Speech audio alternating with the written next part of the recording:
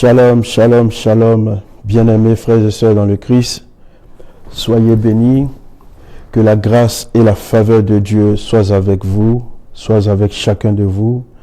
Aujourd'hui, nous sommes le vendredi 5 décembre 2025, oui, effectivement 5 décembre 2025, et nous sommes à notre émission de chaque vendredi, émission sur Channel de Vie, sur Couronne de Vie TV, et moment d'enseignement, d'édification spirituelle.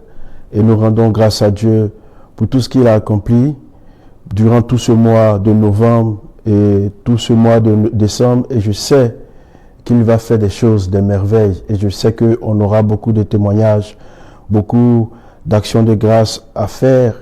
Et si vous êtes intéressé à dire merci à Dieu, à être reconnaissant pour ce que Dieu a fait pour vous dans votre vie, dans l'ordre de la percée, dans l'ordre de la guérison, de la protection, de la restauration, laissez un commentaire à ce sujet et ça nous donnera l'occasion de s'unir à vous pour dire merci à Dieu pour ce qu'il a fait. Parce que, comme dit le psalmiste, nos louanges, c'est vrai, n'ajoutent rien à ce qu'il est. Mais nous savons une chose, quand nous nous rapprochons de Dieu, elle permet à ce que notre âme baigne continuellement dans l'océan de grâce, dans l'océan de sa miséricorde. Dieu aime ceux qui lui sont reconnaissants, sachez-le. Bonne arrivée à notre espace de tous les vendredis, notre espace d'enseignement et de bénédiction, la sphère des bénédictions où nous prêchons la parole de Dieu, où nous partageons notre expérience spirituelle pour aider, édifier plus d'une personne afin de ne pas désespérer, mais plutôt à croire que Dieu est au contrôle de toute situation de notre vie. Il a dit dans Matthieu chapitre 28, « Je suis avec vous jusqu'à la fin du monde. » Dans vos moments de joie, dans vos moments de peine, de tristesse, d'allégresse, dans tous les moments, dans nos épreuves, dans nos actions de grâce, il est présent avec nous. Il suffit simplement de prendre conscience de sa présence et que nous ressentions les effets de sa présence dans notre vie. Voilà. Nous allons donc commencer par la prière, quoi de plus normal, confier ce moment au Seigneur, demander à ce que le Seigneur prenne le contrôle de ce moment. Et je sais qu'il fera beaucoup de bien aux frères connectés, aux sœurs connectées.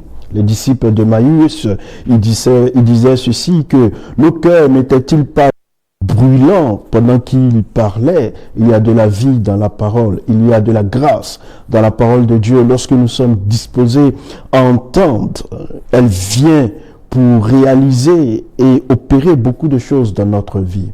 Voilà, je vous invite à vous disposer dans la prière et priez avec moi s'il vous plaît.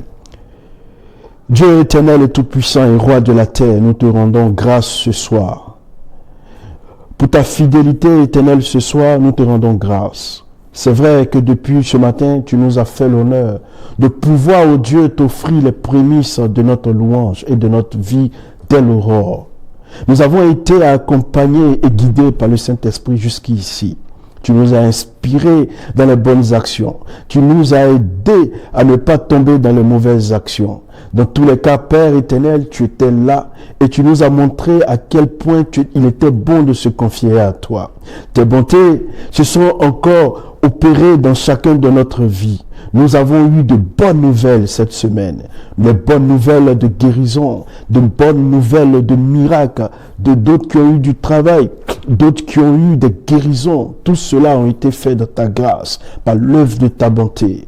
Nous avons entendu aussi des nouvelles qui nous ont attristés, des nouvelles de décès de nos proches, mais nous te rendons grâce. Nous reconnaissons, Seigneur, que tu es digne de louange. Nous reconnaissons, Seigneur, qu'il n'y a point de Dieu comme toi. Seigneur, le ciel et la terre sont remplis de ta grâce. Tu es le Dieu merveilleux, le Dieu bon, le Dieu excellent, le Dieu par excellence. Oui, Seigneur, ce soir nous venons humblement. Nous inclinons notre âme devant ta face. Nous nous inclinons et nous demandons pardon pour nos péchés. Paul a dit, il n'y a point de juste, même pas un qui puisse faire le bien. Nous ne sommes pas parfaits. Nous ne sommes pas parfaits devant ta face. Mais l'unique et le parfait, et le plus que parfait, c'est le Christ. Alors voilà pourquoi nous venons ce soir te demander pardon. Te demander pardon avec tous mes frères et sœurs connectés, tous les bénis de Dieu ici et d'ailleurs, implorer ta miséricorde et te demander de faire grâce, de nous relever de toutes choses, de tout ce qui nous a fait tomber. Nous attendons encore, Père éternel, que tu fasses un pas dans la miséricorde avec nous et que nous soyons guéris de toutes nos blessures. Nous soyons guéris de tout ce qui nous accable. Que ton sang nous purifie, que ton sang nous régénère et nous rende dignes de recevoir encore ta miséricorde, ta grâce et ton esprit descende sur nous. Merci Seigneur d'envoyer ton esprit descendre et prendre le contrôle de la direction de ce moment. Que le Saint-Esprit même soit au contrôle de ce moment. Mais tu sais, Saint-Esprit, que je ne sais pas parler. Tu sais que je ne vaux rien, je n'ai pas de connaissances. Mais j'ai besoin de ton assistance. J'ai besoin de ta présence. C'est pour cela que je te demande de prendre le contrôle de mes pensées, de m'inspirer mes paroles, d'inspirer mes mots. Je te le demande par le nom puissant de Jésus-Christ, en qui je crois. Et tous ceux qui sont connectés aussi te le demandent. En ce soir, que cette émission soit un moment de rencontre, que tu les visites et que tu visites leur maison éternelle, mon Dieu. Que tu visites tout ce qui est plus cher pour eux. Permets à ce que cette rencontre de ce soir soit un moment de bénédiction et que l'onction remplisse leur maison, que l'onction guide et expérimente leur vie. Prends le règne de ce moment. Prends le règne de cette émission. À toi le règne et la gloire. Dans le nom de Jésus, j'ai prié, nous avons prié. Amen. Merci Seigneur. Avant de commencer mes propos, mon enseignement, j'aimerais avoir une pensée spéciale pour l'homme de la maison, le pasteur Collins et son épouse, grâce à qui, pour son église Mont Carmel, et pour aussi le pasteur, l'apôtre, mon père spirituel, l'apôtre Bamba et son épouse Mustapha Bamba, grâce à qui je évolue spirituellement. Merci pour tout ce que vous faites pour l'homme que je suis. Merci et que Dieu vous bénisse. Je rappelle que vous êtes à notre espace de tous les vendredis, notre espace qui sont encouragés et motivés par beaucoup de nos frères et sœurs qui sont un peu partout, qui nous observent, qui sont connectés. Nous avons commencé depuis un moment donné sur le thème de la bénédiction et que nous avons depuis le mois de novembre, ça fait 2 mois, novembre et décembre, nous avons fait beaucoup d'enseignements sur ce thème, sur cette thématique de la bénédiction, l'impact de la bénédiction et les différents modes. Et nous avons essayé de réfléchir pour cerner le concept de la bénédiction. Pourquoi, en tant que chrétiens, nous devons rechercher la bénédiction? La bénédiction, elle a à coup sûr un impact sérieux sur notre vie, dans tous les aspects de notre vie. La bénédiction permet à ce que notre système d'évaluation change, pour que notre environnement de bénédiction change. Vous voyez, que notre témoignage change, que ce que les gens ont, l'appréciation qu'ils ont sur nous change, parce que Dieu a relâché sur notre vie une faveur divine. Il y a quelque chose qui est venu booster nos valeurs, qui a changé les valeurs qu'il a déposées en nous dès le départ. Parce que avant que nous venions dans ce monde, Dieu nous connaissait. Il a dit cela au prophète Jérémie, que je te connaissais depuis le sein de ta mère. Vous voyez, il y a une mission particulière que Dieu a confiée à chacun d'entre nous. Une mission essentielle. Mais lorsque nous sommes venus au monde, jusqu'à ce que nous ayons cette révélation de pourquoi nous existons, cette information nous a été cachée dans notre ADN.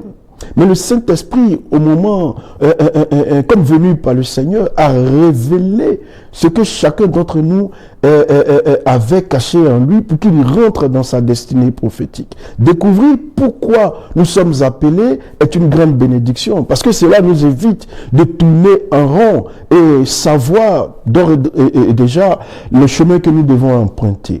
Vous savez, comme je vous le dis, la bénédiction est une chose importante. Et il est important de la dissocier de la prospérité. Vous voyez, quand on parle de bénédiction, on fait allusion à la prospérité. Or, je vous ai dit que la bénédiction prend deux formes dans la vie d'une personne. Premièrement, une parole de bénédiction, une parole de faveur déclarée sur la vie d'une personne, sur la vie d'une chose ou sur la vie d'un objet. Vous voyez? Donc, ce qui fait que les 4 impacts de la bénédiction soient manifestes dans la vie d'une personne, dans ce lieu, dans l'objet ou dans un environnement. Donc, nous allons voir les 4 éléments de l'impact de la bénédiction qui peuvent prendre également la forme d'une récompense que Dieu accorde à une personne en fonction de ses bonnes actions.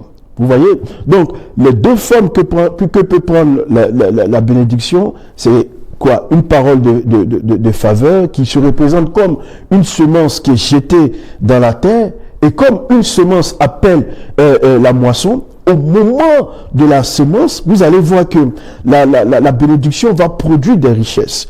Et des richesses matérielles comme des richesses spirituelles. Et nous avons vu que dans l'Ancien Testament a mis plus l'action sur les biens matériels. Mais le Nouveau Testament, sans négliger les biens matériels, a plutôt mis l'action sur les biens spirituels. Et Paul le dit dans Éphésiens chapitre 3, « Béni soit Dieu qui nous a bénis de toutes sortes de bénédictions spirituelles dans la lieu céleste. » Parce qu'il sait que dans l'ordre de principe de bénédiction, la bénédiction spirituelle doit être la chose que nous devons rechercher.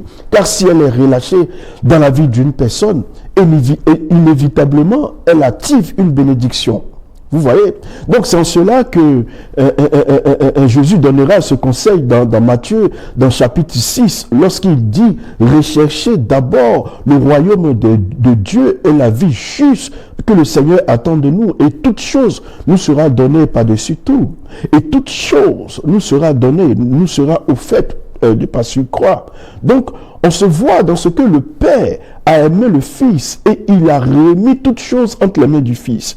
Et tout ce qu'il a remis entre les mains du Fils est entré dans le patrimoine du Fils.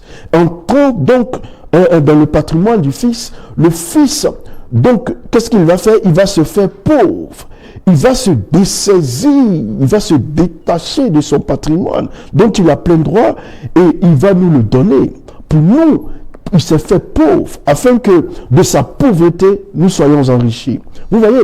Donc, dans le ministère de la mort et la résurrection du Christ, le transfert se fait. Le transfert de l'héritage. Et cet héritage-là contient ce qu'on appelle les 7 bénédictions de la rédemption, selon Apocalypse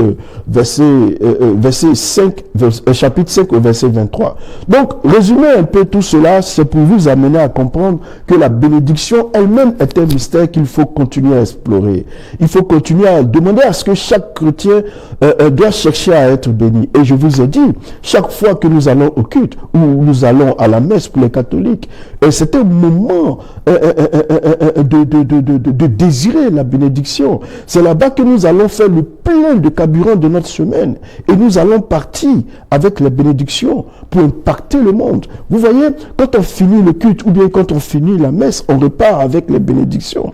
Et en ce moment précis, si on vous disait que le pasteur ou le prêtre ou l'officiant devait nous proposer en ce moment entre l'argent et la bénédiction, je vous ai dit le vendredi dernier de prendre plutôt la bénédiction. Parce que dans la bénédiction se trouvent même les milliards, les millions. Parce que dans la bénédiction a le pouvoir d'activer la richesse dans votre vie. Et Salomon le dit clairement dans Proverbes chapitre 10 au verset 22, il dit que voici que c'est la bénédiction de l'Éternel qui enrichit et qui ne fait sur d'aucun chagrin.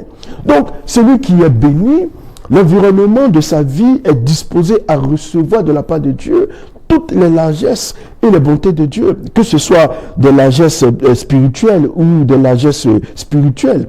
Vous voyez? Donc, ce soir, je voudrais échanger avec vous rapidement, puisque nous allons clôturer ce thème pour ce mois de décembre sur la bénédiction.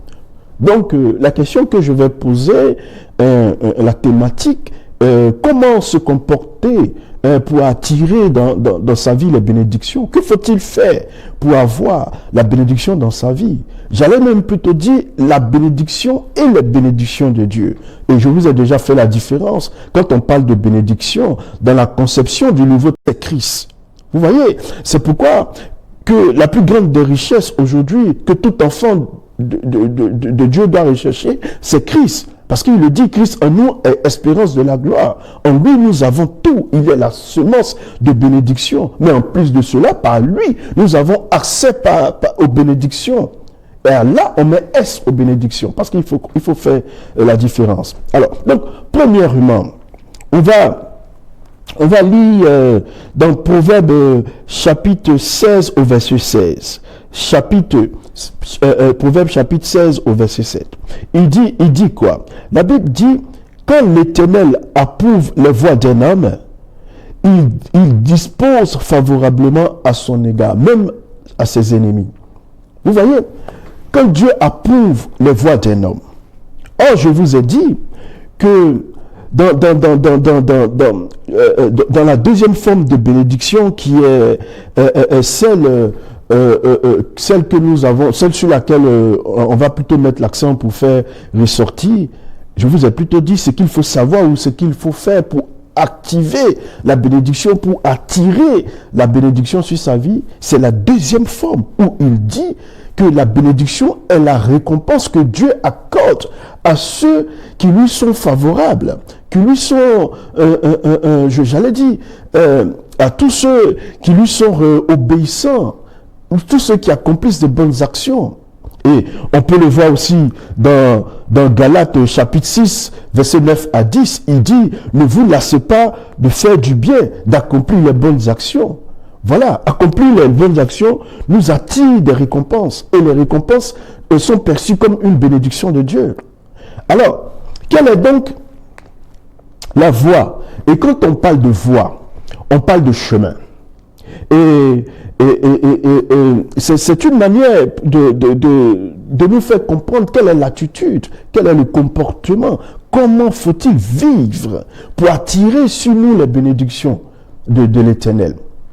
Béni de Dieu, puisque vous êtes bénis, c'est très important de comprendre ces choses. Parce que beaucoup de personnes pensent ou croient que Dieu fait la distinction entre certaines personnes. Il y a des gens qui aiment plus que d'autres, il y a d'autres qui n'aiment pas, il y a d'autres qui aiment, ils favorisent d'autres, ils favorisent pas d'autres. Certaines pensent certaines personnes ont développé cette idée-là. Dieu ne fonctionne pas comme cela. Dieu est ontologiquement bon. Il est bon de nature. Voilà pourquoi l'un de ses caractères, il est bon. Sa bonté est inépuisable. Il ne fait acception de personne. Dieu aime tous les hommes. La Bible va jusqu'à dire qu'il fait lever son soleil de justice. Il fait lever son soleil sur les bons comme sur les mauvais. La pluie qui tombe sur les bons comme sur les mauvais. Dans tous les cas, Dieu aime tous les hommes. Mais ce n'est pas tous les hommes qui aiment Dieu. Vous savez qu'il y a certaines bénédictions qui sont ce que j'appelle, qui sont accordées du simple fait que nous sommes des créatures de Dieu, nous sommes des êtres humains. Dieu nous a créés. Donc, que nous soyons bons, que nous soyons mauvais, il y a des bénédictions que Dieu accorde. Il envoie ça sur nos vies. Et ces bénédictions qu'il nous envoie, c'est pour que nous prenions conscience qu'un jour, que même dans notre état d'homme mauvais, que malgré tout ce que nous faisons, il y a quand même de belles choses qui nous arrivent dans notre vie. Mais cela ne nous interpelle pas à rechercher la voie de Dieu. Mais il y a certains types de bénédictions que Dieu nous accorde, qui nécessitent une façon d'être et une façon de vivre. Parce que c'est cette bénédiction-là, qui se définit comme la récompense que celui qui s'approche de Dieu doit comprendre. Que Dieu se fait rémunérateur des bienfaits.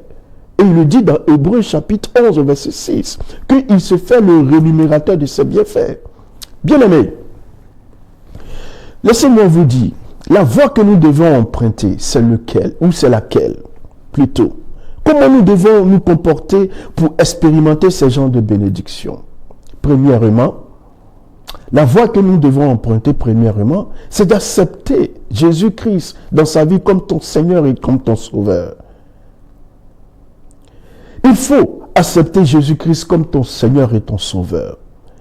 Avoir une relation personnelle, une expérience personnelle avec Christ, bien-aimés frères et sœurs. Nous sommes tous des croyants. Nous fréquentons des communautés chrétiennes. Nous allons tous à l'église. C'est bon, c'est pas mauvais. Mais laissez-moi vous dire, en plus de cela, qu'il faut faire une expérience personnelle avec le Christ. Parce que frères et sœurs, si vous ne faites pas cette expérience personnelle avec le Christ, il peut vous arriver d'avoir une attitude de Paul. Paul croyait, servit Dieu. Paul pensait bien faire jusqu'à ce qu'il, sur la route de Damas, il fasse cette expérience, cette rencontre.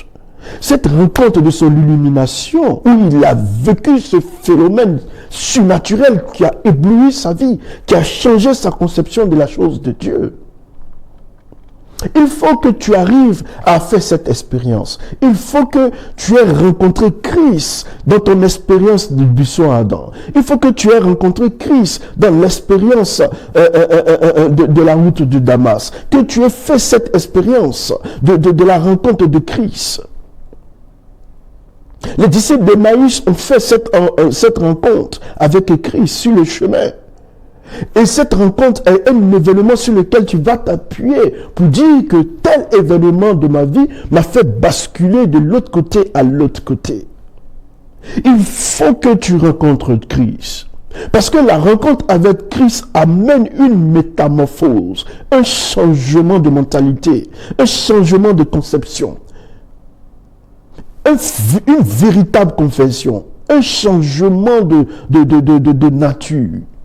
Et c'est cela que Paul va dire dans 2 Corinthiens, verset 7, au verset 17, que ceux qui sont en Christ sont devenus une nouvelle création. Les choses anciennes sont passées et les choses sont devenues nouvelles. Il faut que tu fasses cette expérience. Et c'est cette expérience, après l'avoir faite, que tu seras qualifié à recevoir l'héritage, à recevoir les bénédictions, à accepter Christ, te qualifier. Il faut que Christ te qualifie et qu'il fasse de toi, par cette expérience, désormais un héritier et un co-héritier en Christ. Et je vais vous le dire, dans Galates chapitre 3 au verset 29, il le dit que ainsi, si vous êtes en Christ, vous êtes donc de la prospérité d'Abraham, héritier selon la promesse. Et c'est en ce moment précis que nous sommes qualifiés à recevoir l'héritage en Christ. Et dans cette posture, cela ne suffit pas. Cela ne suffit pas. Vous savez, quand on établit, quand vous apportez la preuve de votre filiation, lorsqu'on veut faire un test d'ADN avec les documents qui disent que vous êtes le fils de telle ou telle personne, ce jour-là, on vous prend en compte dans l'héritage de cette personne parce que vous avez apporté la preuve de la filiation. Mais également, si vous êtes un enfant, comme le dit dans Galates chapitre 4, aussi longtemps que l'héritier sera un enfant, il ne sera rien différent d'un esclave. Voilà pourquoi, même qualifiés, beaucoup d'entre nous n'obtiennent pas encore les bénéfices de cet héritage.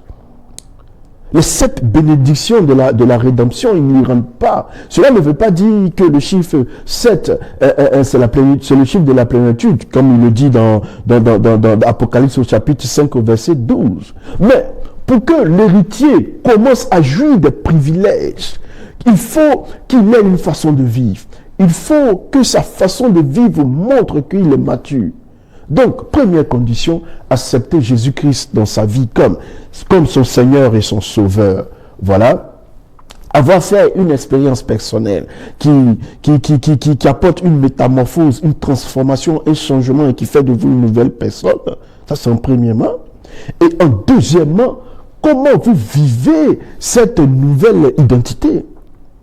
Parce que, frères et sœurs, laissez-moi vous dire que je peux dire que vous êtes, vous manifestez ce que vous êtes, vous manifestez votre nature. Si vous êtes enfant de Dieu, vous manifestez Vous devez vivre en enfant de Dieu. C'est pour ça que même dans la théologie, quand on parle de la théologie du salut, on parle de l'opus operatis, l'opus operatum.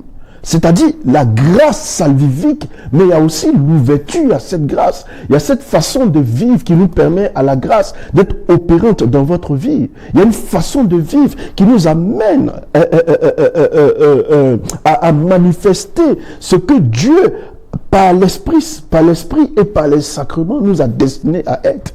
C'est pour cela qu'on parle de marcher dans la justice. D'une part, si vous avez accepté Christ comme votre Seigneur et votre Sauveur, une seconde chose, c'est de marcher dans la justice divine, dans la justice de Dieu. Donc, voici une autre notion. Accepter Jésus nous qualifie à le recevoir. Marcher dans la justice de Dieu nous prédispose à le recevoir. Donc, c'est-à-dire maintenant que marcher dans la justice de Dieu va nous permettre d'accueillir, de devenir. Et maintenant, le transfert va se faire plus tard, au deuxième niveau. Marcher dans la justice de Dieu. Alors, voici une notion qu'on a beaucoup entendue. La justice de Dieu, la justice de Dieu, la justice de Dieu n'est pas comme la justice des hommes. Cela englobe beaucoup d'éléments. Vous voyez, quand on parle de la justice, ça englobe beaucoup d'éléments, beaucoup de notions. Il y a la justice selon les hommes, la justice selon Dieu. Mais laissez-moi vous dire, allons-y doucement. Définissons qu'est-ce que c'est que la justice. La justice, c'est la façon de vivre. C'est notre façon de vivre. Et cette façon de vivre doit être basée sur la volonté de Dieu. Marcher dans la justice de Dieu veut dire quoi? Ça veut dire mener une vie basée sur la volonté de Dieu. Vous voyez, la justice de Dieu transparaît dans l'ordre qu'il a établi, dans le royaume. Il y a un ordre de fonctionnement dans le royaume. Et cet ordre de fonctionnement est révélé dans sa parole. Voilà pourquoi il dit dans sa volonté que sa volonté est contenue dans sa parole. Et dans cette parole, il y a deux façons que cette parole s'exprime. La parole écrite et la parole parlée. Mais en plus, il y a la parole intuitive. Et la parole intuitive, c'est quoi? La parole écrite, c'est ce qui va nous amener. C'est ce qu'on voit dans les magistères, dans les enseignements, dans la Bible, au culte, à la messe, dans les lectures qu'on fait pendant le culte, contiennent la parole de Dieu. Voilà, la Bible contient la parole de Dieu. Quand je lis la Bible, j'ai accès à la parole écrite de Dieu. Mais cette parole aussi, je peux aussi la recevoir d'une manière parlée. Donc, la parole parlée est ce que j'écoute à chaque fois. Elle pénètre et elle me met debout, comme Ézéchiel a dit dans le chapitre 2 au verset 1. Il dit, j'ai entendu la parole et elle pénétra en moi et je me suis mis debout. Et enfin, il y a la parole intuitive. Cette parole intuitive, c'est celle qui est imposée dans notre cœur, celle qui sort de notre cœur. Selon ce que le prophète Jérémie a dit, il a dit qu'il arrivera un temps dans la nouvelle alliance, je vais gravir ma parole dans votre esprit et dans votre cœur. Et c'est ça, qui passe dans la voix de notre conscience et nous parle. Et vous savez, souvent dans une situation, il y a une voix intérieure qui vous amène à vous poser des questions et à vous poser des actes. Vous entendez une voix intérieure qui vous parle. Ça, c'est la parole intuitive. Vous voyez, quand vous marchez selon la parole intuitive, selon la parole parlée, selon la parole intuitive, vous voyez que vous marchez dans la recherche de la volonté de Dieu. Et donc, si vous marchez dans la parole de la volonté de la parole de Dieu, ça veut dire que vous marchez dans la justice de Dieu.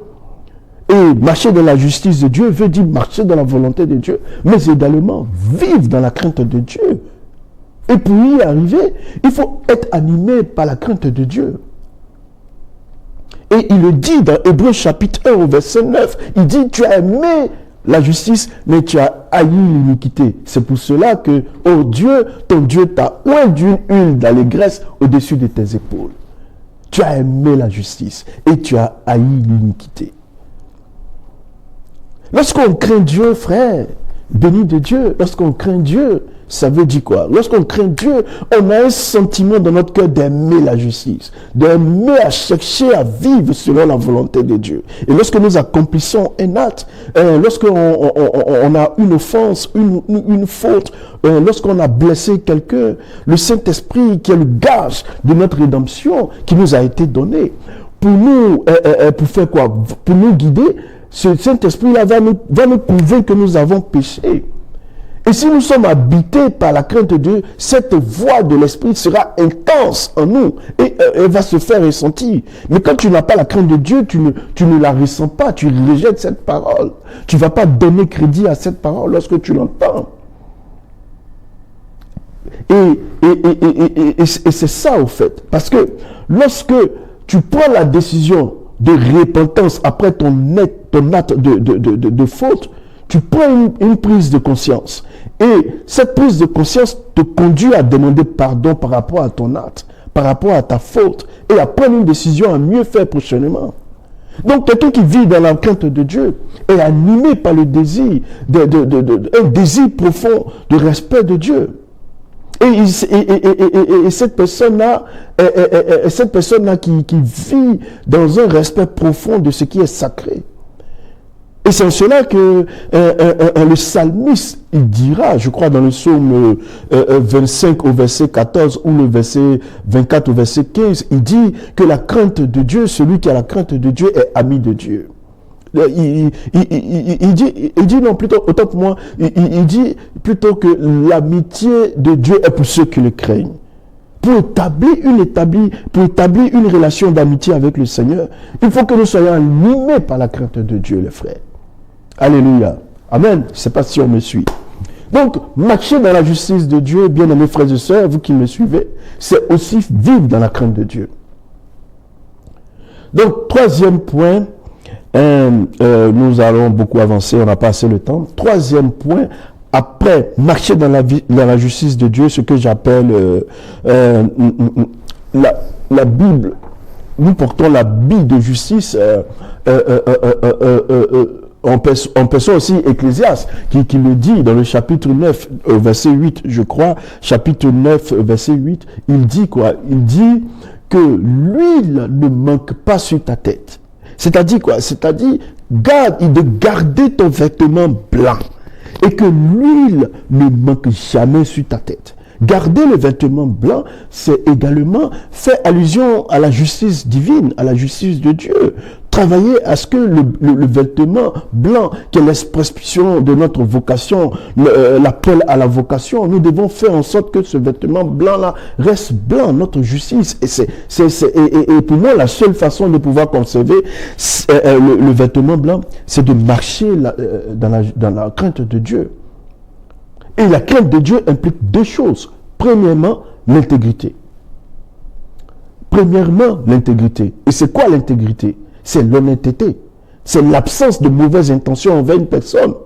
Et c'est là qu'on voit notre vie chrétienne, si elle est déstabilisée ou pas. On a l'apparence de la piété, mais au fond de notre cœur, on a un cœur noir qui nous disqualifie devant la présence de Dieu.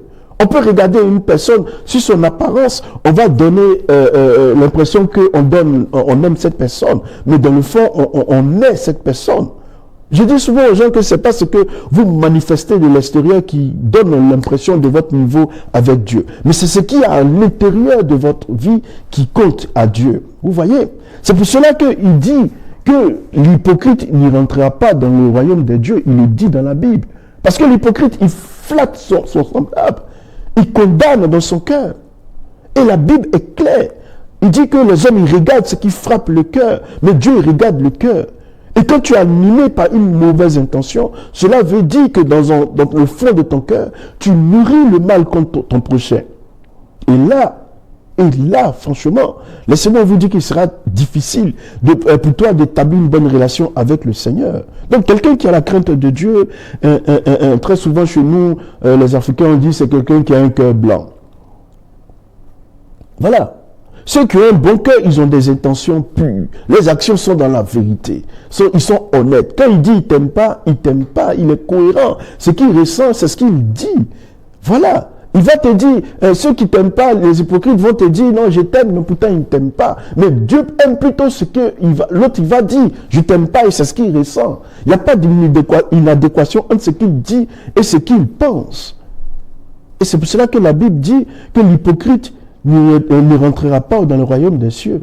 Et Dieu aime celui qui est vrai, même s'il est dans le péché, mais qu'il est vrai, Il sait, on l'a vu avec David. C'est pour cela qu'il a dit que David est l'homme selon mon cœur. Parce qu'il savait qu'il était en souffrance et il avait besoin de transformation. Il ne jugeait pas. Mais toi, c'est toi qui es parfait. Les autres, c'est des pécheurs, c'est des escrocs, c'est des menteurs. Ils mentent à longueur de journée. Vous voyez, même sur les réseaux sociaux, toi tu vas sur les réseaux, tu publies, tu dis, tu calomnies, tu n'as aucune preuve de ce que tu dis. Mais c'est être malhonnête spirituellement et intellectuellement. Et je le dis toujours aux chrétiens, qu'un jour il y aura un jugement. Et souvent on pense que le péché c'est rien. Donc on prend sur nous des péchés inutiles et on donne des affirmations sur lesquelles on n'a aucune preuve. Il faut se garder. Il faut se garder d'avoir des intentions impures contre des personnes. Alléluia. Donc l'intégrité, c'est la pureté du cœur. C'est l'honnêteté. Ensuite, le deuxième point, c'est observer le droit. Observer le droit. Vous voyez, observer le droit, il faut rendre le droit. Rendre le droit à quelqu'un. Si quelqu'un a droit à une chose, il faut le lui reconnaître. Il faut le lui reconnaître. Vous voyez, il faut le lui reconnaître. Ce n'est pas la peine de prendre la position de faiblesse de cette personne, la position de faiblesse de cette personne pour brimer cette personne ou d'agir contre cette personne. Parce que cette personne n'a pas de droit, elle ne sait pas ce qu'elle va devenir, elle ne sait pas ce qu'elle pourra faire demain. C'est pourquoi dans la justice, dans le royaume, Jésus a dit que votre manière d'exercer notre autorité ne soit pas comme les gens de ce monde. Il a dit, vous m'appelez maître et seigneur, c'est vrai. Mais pourtant, moi, le maître, je vous lave les pieds. Je vous lave les pieds. Celui qui est le maître, c'est celui qui sert. Parce que dans le royaume de Dieu, l'autorité, c'est celui qui sert. Il a lavé les pieds de ses disciples. Et il va leur poser la question de savoir, est-ce que vous comprenez ce que je suis en train de faire? Comprenez-vous ce que je suis en train de faire? Ils ne comprenaient pas. Alléluia. Bien-aimés frères et sœurs, alors, nous sommes pratiquement, nous avons même dépassé leur chose, mais je ne vais pas tarder à finir si nous sommes au dernier jour. Alors, troisième chose que vous devez savoir, pour que la bénédiction de Dieu vienne dans votre vie. C'est quoi? C'est un type de bénédiction vienne dans votre vie.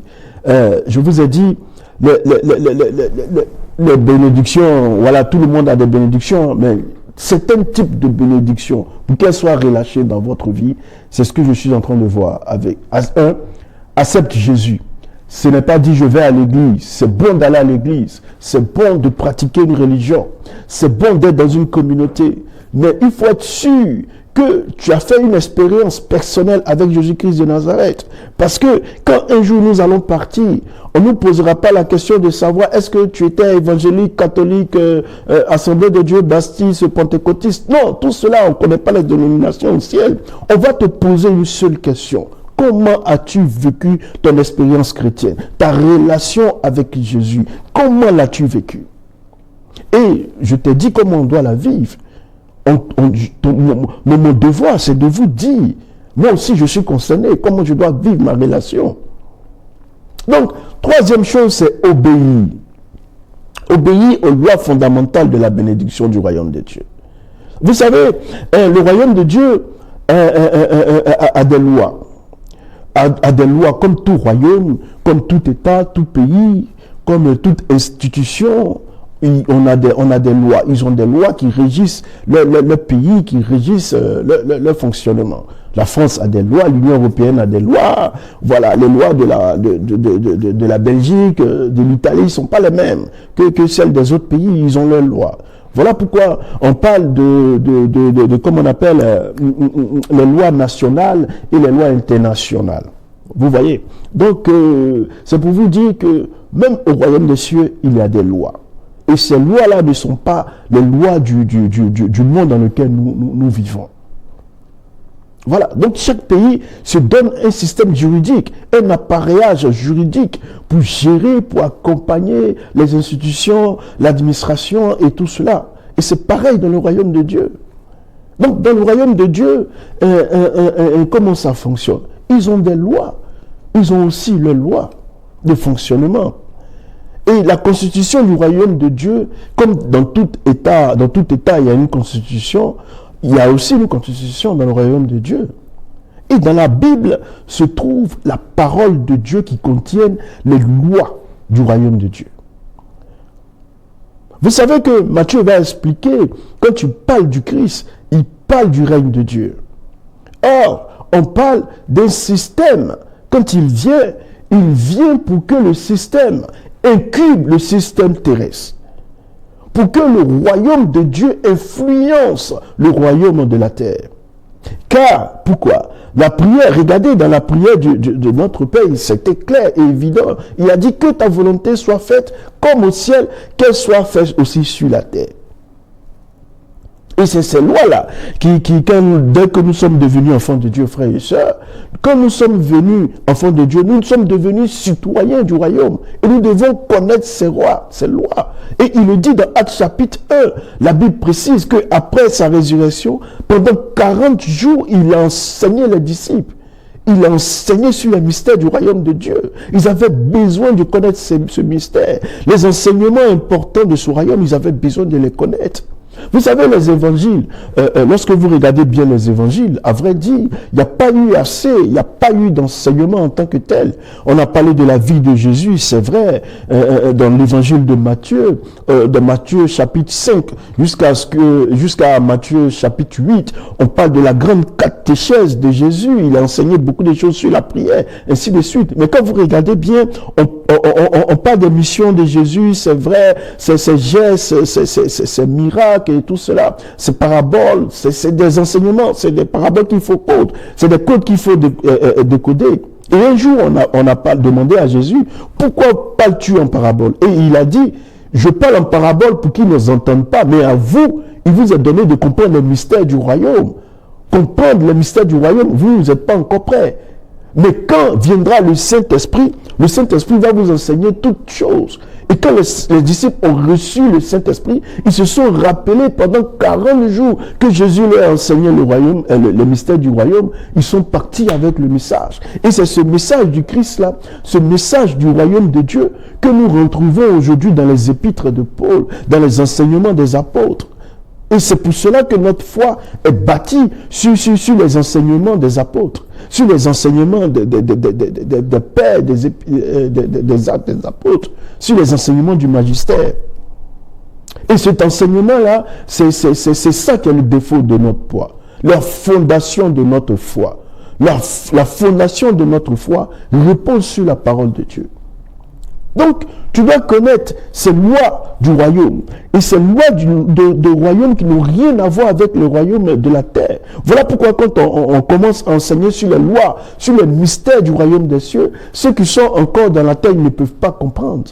C'est pour cela que c'est par révélation qu'on comprend les choses de Dieu. Et quand on parle de révélation, je ne parle pas de n'importe quelle révélation. Et cette révélation s'est accomplie. Cette révélation s'est accomplie et c'est en Christ qu'elle s'accomplit. Et lorsqu'on parle de révélation, on parle du dévoilement. Le dévoilement que nous avons au sujet des enseignements de Jésus. Vous voyez, dans 1 Corinthiens chapitre 2, l'homme charnel ne peut pas comprendre les choses de l'esprit. Cela veut dire quoi? Cela veut dire qu'il y a des enseignements que tu ne peux pas comprendre. C'est les enseignements de l'esprit qui vont t'amener à comprendre qu'il y a des lois dans le royaume de Dieu. Il y a des enseignements dans le royaume de Dieu. Et quand tu les maîtrises, frères et sœurs, vous avez de l'avancement sur les autres. Vous avez de l'avancement sur votre contemporain. Vous savez, comparaison n'est pas raison. Vous allez voir souvent, ils vont dire, mais nous les chrétiens, on est légers. Lorsqu'on prend un mystique, tout et tout, il va te faire des enseignements kabbalistique, il va te faire des enseignements des choses ésotériques et tout et tout. Mais laissez-moi vous dire que Jésus avait un enseignement puissant. L'homme ordinaire. Les gens, ils étaient là, ils écoutaient, mais c'était des paraboles. Mais ces paraboles se cachaient des mystères, des vérités cachées qu'il enseignait à ses disciples. Et parce qu'il y avait des choses que l'homme ordinaire, tu vas beau enseigner ces choses-là, ils vont vous combattre parce qu'ils ne sont pas préparés à l'entendre. Il y a des enseignements que seuls les initiés peuvent l'entendre, peuvent comprendre. Il y a des enseignements que seuls ceux qui sont préparés peuvent entendre et comprendre. Il y a des enseignements qu'on enseigne, certains enseignements qu'on enseigne. Je vois même qu'on prêche certains enseignements, on ne prêche pas des enseignements. On prêche le kérim, on prêche le salut. Mais quand tu veux enseigner le mystère du royaume, assure-toi que ceux qui sont là peuvent comprendre ce que tu es en train d'enseigner. Jésus, il savait que la foule qui était là ne pouvait pas comprendre. Alors, il utilisait quoi? Des paraboles. Et vous allez voir dans les épîtres, dans les enseignements, vous prenez un Corinthien, lisez les enseignements de Paul, lisez les épîtres de Paul, lorsqu'il parle de la vie spirituelle dans 1 Corinthien, lorsqu'il parle du combat spirituel, lorsqu'il parle des réalités de l'homme charnel, l'homme esprit, lorsqu'il dévoile tous ses secrets, allez-y prendre dans les évangiles, vous allez vous rendre compte que ces choses-là, vous ne les retrouvez pas dans les évangiles. Mais qui leur a enseigné tout cela? Qui leur a enseigné? C'est Jésus qui leur a enseigné tout cela. Ce n'a pas été un enseignement que tout le monde pouvait comprendre. Nous lisons tous la Bible, nous lisons les 4 évangiles, nous avons lu les 3 évangiles synoptiques et puis nous avons lu l'évangile joannique. Jean allait plus haut dans l'enseignement en révélant Christ, que c'est le Verbe incarné. Il a démontré que c'est un enseignement qui était difficile pour les pharisiens, pour les gens qui étaient là à comprendre. Les gens même, ils avaient commencé même à ne pas accepter tel enseignement.